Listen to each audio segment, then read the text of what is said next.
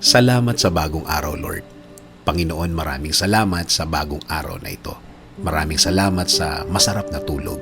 Maraming salamat sa masarap na pahinga. Alam ko po, Panginoon, na ako'y binantayan ninyo at inalagaan ng buong magdamag.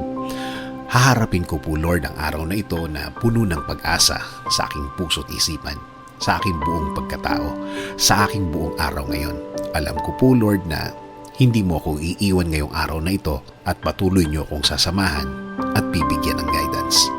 Maraming salamat dahil ginising mo ako ngayong umagang ito at alam kong ang araw na ito ay magiging blessed dahil andyan ka, Lord.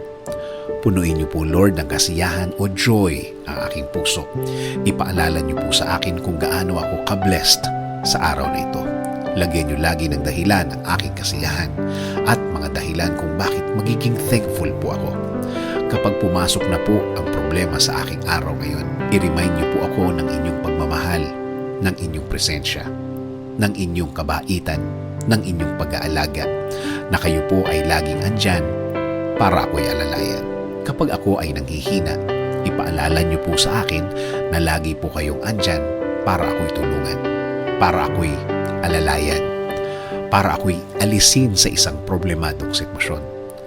Lord, kapag naalala ko ang aking problema, please remind me that you got me, that everything will be okay and fine.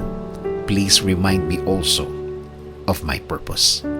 Kung bakit ako nasa mundo, kung bakit ako nabuhay, kung bakit ako andito para sa araw-araw, para paglingkuran kayo at mahalin. Kasama na ang mga nagmamahal sa akin at nagpapahalaga na kayo pa din ang dapat masunod sa aming buhay. Naniniwala kami sa inyong plano na lahat-lahat na gusto niyong gawin sa amin ay makakabuti sa amin, na ang lahat ng plano ninyo ay makakabuti sa aking kinabukasan at kinabukasan ng aking pamilya. Lord, patuloy niyo pong pasukin ang aking buhay. Isinusuko ko na po sa inyo ang aking araw-araw, ang aking mga gagawin at aking mga plano. Patuloy niyo kaming bigyan ng guidance sa araw na ito at sa mga susunod. Alam ko po, Lord, na ang araw na ito ay mas mabuti, mas maganda, mas produktibo kesa kahapon. Dahil ang lahat ay magbabago kapag kasama ka namin, Lord. In Jesus' name we pray. Amen.